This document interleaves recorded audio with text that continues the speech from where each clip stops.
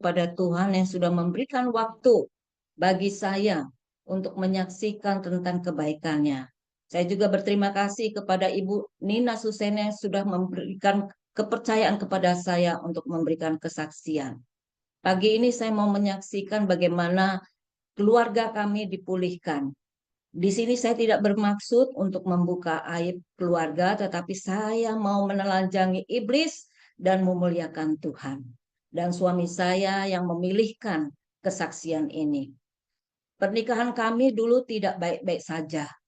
Karena di tahun kelima saya baru tahu kalau suami saya adalah pemakai narkoba.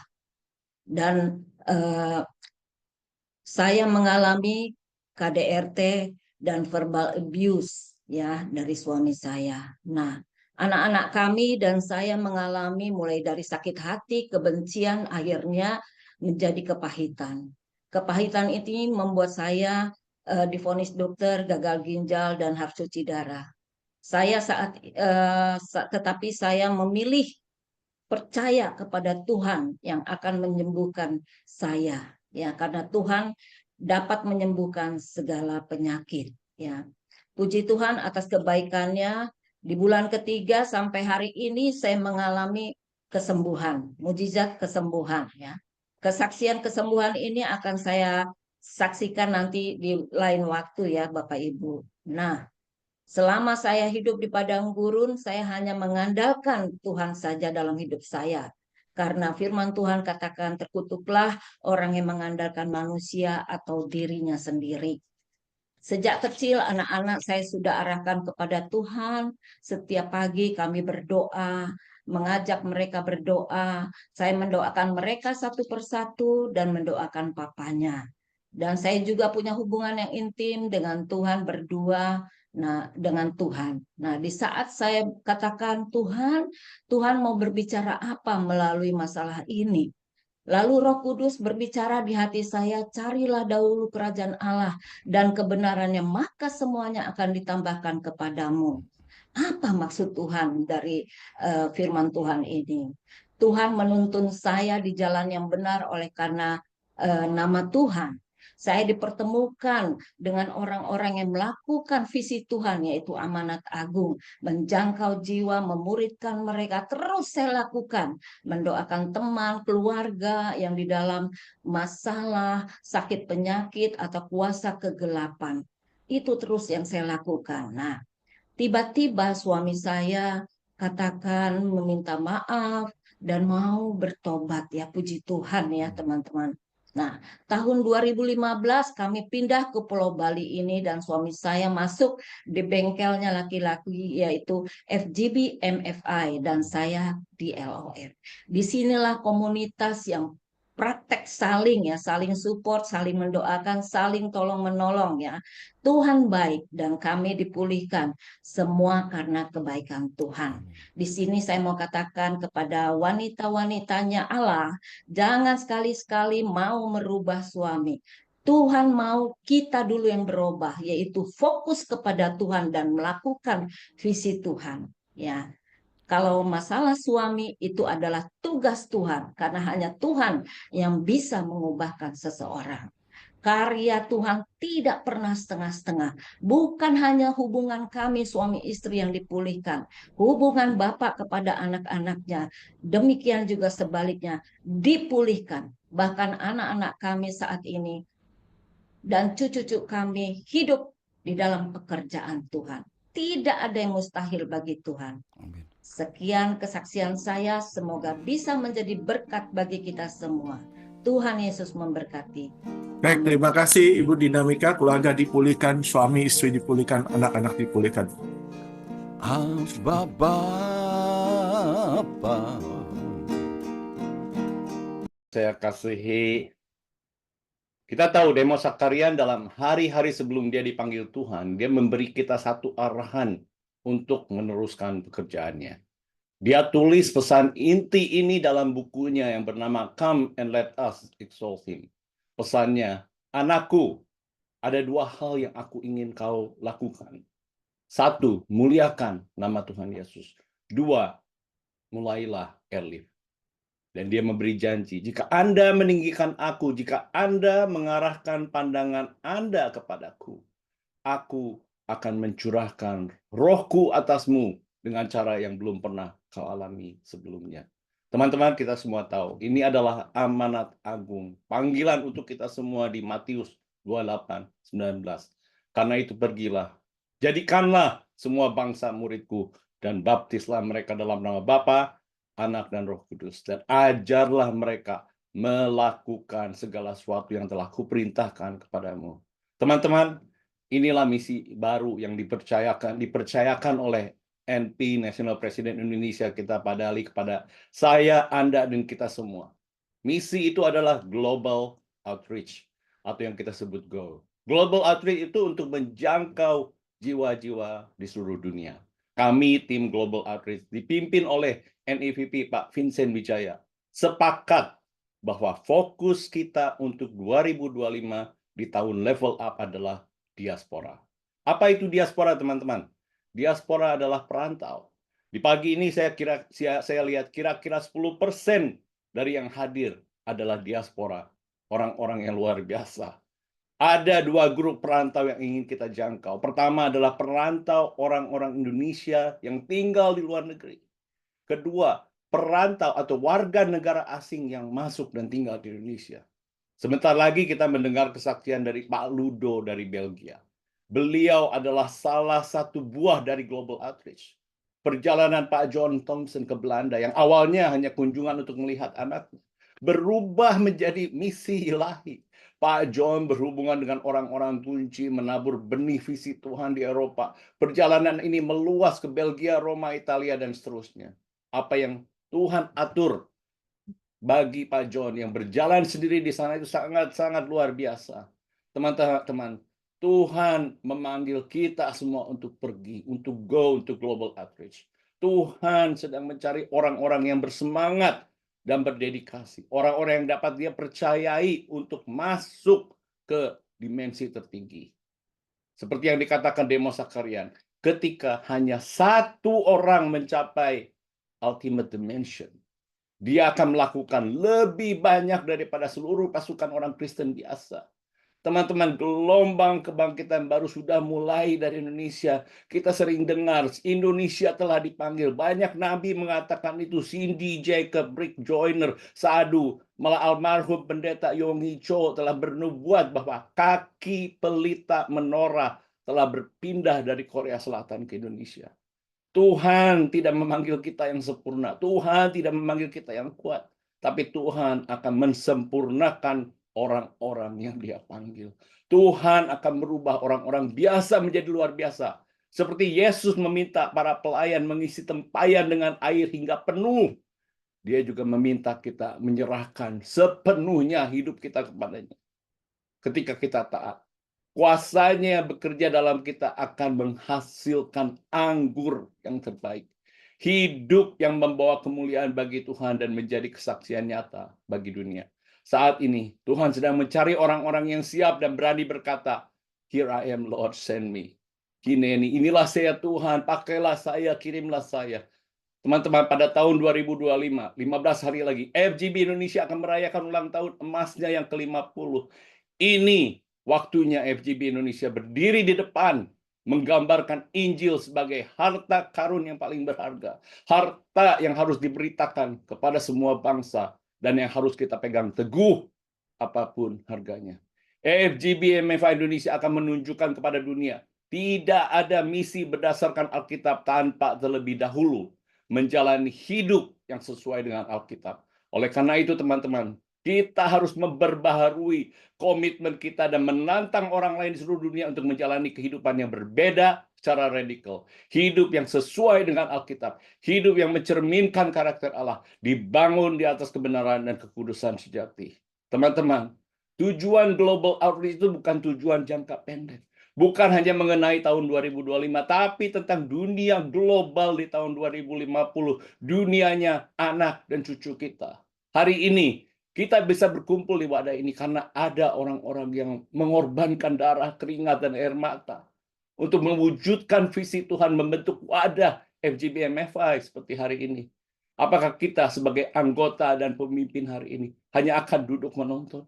Atau apakah kita mau bekerja secara aktif untuk membentuk dunia tahun 2050? Membentuk 2050 tidak bisa dimulai pada tahun 2045. Ini harus dimulai hari ini. Inilah mengapa Konvensi Dunia FGBMFI 2026 di Bali itu sangat penting. Ini adalah kesempatan sekali seumur hidup untuk berkolaborasi, untuk berinovasi, dan bertindak bersama dengan seluruh dunia. 2025 kita mempersiapkan level up, supaya tahun 2026 kita bisa team up di dalam negeri, team up dengan seluruh dunia, membentuk kekuatan dari sebuah gerakan dan kolaborasi. Yohanes 17 kita dengar, Yesus berdoa untuk kita, untuk generasi kita, agar kita hidup dalam persatuan yang menghasilkan kolaborasi yang kuat, sehingga dunia melihat kasih dan kemuliaan Allah melalui kita. Together, we can reflect His glory and fulfill His mission. Bersama-sama kita akan meninggikan namanya dan menyelesaikan tugas, finishing the task. Together itu kuncinya, teman-teman. Kita bisa melakukan ini jika kita melakukannya bersama-sama. Di visi awal Demos, kita lihat orang-orang di seluruh dunia itu bersama-sama bangkit, bersama-sama berwajah berseri-seri, dan dipenuhi oleh sukacita dan damai sejahtera. Motivational speech saya ini akan ditutup dengan call to action. Tindakan apa yang harus kita lakukan? Visi FGBMFI itu memanggil kita untuk go and do, pergi dan bekerja sama. Mari kita bangkit untuk level up. Mari kita bekerja bersama, team up together. Mari kita berdoa, pray together. Kita tahu di Keluaran 17 ayat 11-13 mengingatkan kita akan kekuatan persatuan pada saat Harun dan Hur menopang tangan Musa, bersama-sama mereka memperoleh kemenangan. Mari kita grow together, tumbuh bersama-sama. If we don't grow together, we grow apart. Jika kita tidak tumbuh bersama-sama, kita akan terpisah, teman-teman. Inilah mengapa member meeting, discipleship itu sangat penting. Inilah mengapa acara malam ini, tiap Senin malam, Blue, bincang-bincang dengan level itu sangat penting. We need to grow together, kalau nggak kita grow apart. Mari kita serve together, melayani bersama-sama. Dalam 1 Korintus 12 dikatakan bahwa tidak ada bagian tubuh yang bisa berkata, aku tidak membutuhkanmu. Sebenarnya tidak ada bagian tubuh yang berguna jika tidak berhubung dengan bagian tubuh lainnya. Mata yang terpisah dari tubuh tidak bisa melihat. Lidah yang terpisah tidak bisa berbicara. Telinga yang terpisah tidak bisa mendengar. Begitu juga dengan hidup kita. Pelayanan kita semuanya menjadi tidak efektif dan tidak berguna jika kita tidak melayani bersama-sama. Kita semua saling membutuhkan untuk berfungsi sesuai dengan tujuan yang telah ditentukan oleh Tuhan. Terakhir, together with the Holy Spirit. Pentingnya bagi kita untuk bekerja sama dengan Roh Kudus, satu dalam Kristus. Tanpanya hidup dan pelayanan kita sia-sia. Hanya dengan kuasa dan bimbingannya kita dapat memenuhi tujuan Tuhan. Seperti tertulis di Yohanes 20:22. Terimalah Roh Kudus yang menunjukkan bahwa pelayanan kita dimulai dengan penerimaan Roh Kudus. Dalam Kisah Para Rasul 1 ayat 8 kita diingatkan bahwa kamu akan menerima kuasa kalau Roh Kudus turun atas kamu. Roh Kudus yang tinggal dalam kita membimbing dan menguatkan kita untuk hidup dan melayani dengan sepenuh hati. Menjadi alat yang efektif bagi kerajaan Allah. Teman-teman, dalam refleksi saya, dengan apa yang telah dilakukan oleh leader-leader sebelumnya, FGBMFI Indonesia dan Indonesia, saya bertanya kepada Tuhan, apakah generasi FGBMFI hari ini bisa mencapai lebih banyak lagi pekerjaan Injil global hari ini? Kami yakin bahwa itu memang mungkin. Karena kami melayani Tuhan yang tidak ada yang mustahil baginya. Mari pagi ini kita merendahkan diri di hadap Tuhan, membawa kepadanya doa dan harapan dari Habakuk 3 ayat 2. Tuhan, aku telah mendengar tentang nama-Mu dan aku takjub akan perbuatan-Mu ya Tuhan. Perbuatlah itu kembali pada masa kami, pada waktu kami, perkenankanlah kami untuk melihatnya. Teman-teman, kalau Anda merasa mendapat panggilan untuk gabung di Global Outreach, tolong connect dengan saya dan tim Global Outreach. Together, kita akan membangun dunia dan FGBMFI di tahun 2050. God bless you all. Thank you. Terima kasih. Thank you, Pak Adam. Together with the Holy Spirit, level up, team up. Amen. Silakan Pak Han. Thank you. Berjumpa pujian ketopong keselamatan, menjadi laskar-laskar Tuhan. Biar jauh mengenal betapa dalamnya kasih-Mu. Bapa surgawi, buatku mengerti betapa kasih-Mu padaku. Semua yang terjadi di dalam hidupku, ajarku untuk menyadari Kau selalu sertaku. Beri hatiku selalu bersyukur padamu, karena rencana-Mu indah bagiku.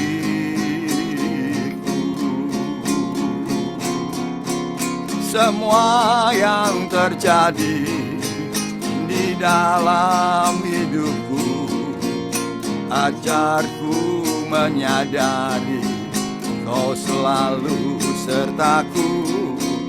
Beri hatiku selalu bersyukur padamu, karena rencana-Mu indah bagiku.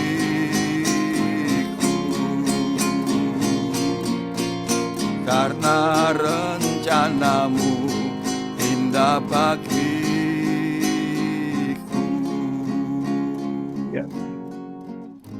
Seperti tadi, terima kasih Pak Han. Seperti tadi Pak Adam Teja sampaikan, Global Outreach merupakan bagian dari rencana dan visi Tuhan untuk FGBMFI.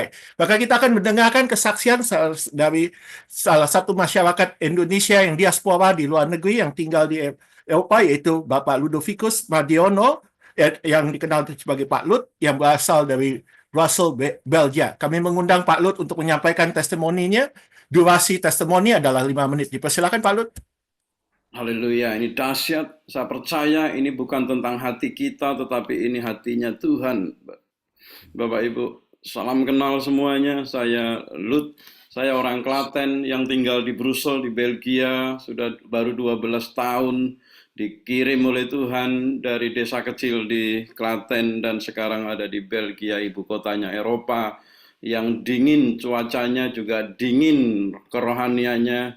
Dan saya mengucap syukur karena Tuhan kirimkan seorang yang luar biasa, Pak John Thompson, yang hari Senin lalu dengan caranya Tuhan hadir di Brussels ini di Eropa. Dan saya percaya itu bukan hanya perjumpaan dua orang manusia biasa, tetapi saya percaya itu adalah perjumpaan visi Tuhan, perjumpaan hatinya Tuhan untuk Eropa sini Bapak Ibu. Karena di Eropa sini 80% orang sudah tidak percaya Tuhan lagi Bapak Ibu. Dan berkat terbesar bagi Eropa itu adalah kalau Injil kembali ke Eropa. Itu berkat terbesar yang dinanti-nantikan oleh orang-orang di Eropa ini. Kalau dulu ratusan tahun yang lalu Injil itu dibawa dari Eropa ke Indonesia. Dan saya percaya kini saatnya Indonesia menjadi berkat bagi bangsa-bangsa. Indonesia akan dipakai oleh Tuhan membawa kembali Injil dari Indonesia ke Eropa. Dan kami percaya Pak John Thompson dipakai Tuhan untuk membuka pintu untuk masuk Eropa, supaya Injil ini benar-benar kembali ke Eropa. Saya bersyukur juga atas semangat, antusias, tadi saya rasakan Pak Adam Teja yang begitu rindu, kegairahan semangat itu sungguh saya rasakan bahwa Tuhan ingin menyelamatkan bangsa-bangsa, diaspora diselamatkan, dan Tuhan pakai diaspora Indonesia yang ada di bangsa-bangsa untuk menjangkau orang-orang lokal yang ada di Belgia, yang ada di Jerman, di seluruh Eropa. Saya percaya, saya sangat yakin bahwa Eropa akan kembali mengalami revival. The body of Christ itu dinyatakan dan dibangkitkan kembali di Eropa. Kita akan melihat bersama-sama Bapak Ibu, gereja-gereja akan penuh kembali. Saya percaya Bapak Ibu tidak rela kalau saya sendirian. Amin, Bapak Ibu. Jangan biarkan saya sendirian di sini dengan istri saya, dengan ketiga anak saya yang masih kecil-kecil, Bapak Ibu. Datang ke sini, datang ke Belgia untuk menjangkau, kita harus mendatangi tempat itu yang ingin kita jangkau. Bulan September tahun depan, Bapak Ibu. Bulan September di Belgia akan ada satu festival yang besar, yaitu Franklin Graham Festival. Tanggal 27 September. Dan saya bermimpi Bapak Ibu, bukan hanya Franklin Graham yang akan mengadakan festival, tetapi kerajaan Allah akan melakukan festival besar yang ada di Belgia ini. Dan Tuhan pakai orang-orang dari Indonesia, Bapak Ibu, untuk masuk merangsek ke Eropa, untuk kerajaan Allah itu menjadi besar dan disebarluaskan di Eropa, supaya kerajaan musuh, kerajaan kegelapan itu hilang dari bangsa ini. Saya mengucapkan terima kasih atas kunjungannya Pak John Thompson. 2 hari di Brussels ini, kami turun ke jalan, kami berdoa untuk orang-orang yang sedang bekerja di toko-toko coklat di sini, Bapak Ibu, dan kami menjangkau mereka, meskipun udaranya dingin sampai 0 di sini, Bapak Ibu, kemarin itu. Tetapi saya melihat semangatnya Pak John Thompson keliling di kota Brussels ini, Bapak Ibu. Bukan hanya untuk foto-foto Bapak Ibu, tetapi benar-benar untuk memberitakan Injil kerajaan Allah ini. Karena itu Bapak Ibu, saya secara pribadi juga sebagai gereja, dengan bersama-sama teman-teman yang ada di Eropa, kami ada 13 negara di Eropa ini Bapak Ibu, siap untuk memfasilitasi, menyambut Bapak Ibu yang dengan semangat untuk datang ke Belgia sini tahun depan Bapak Ibu.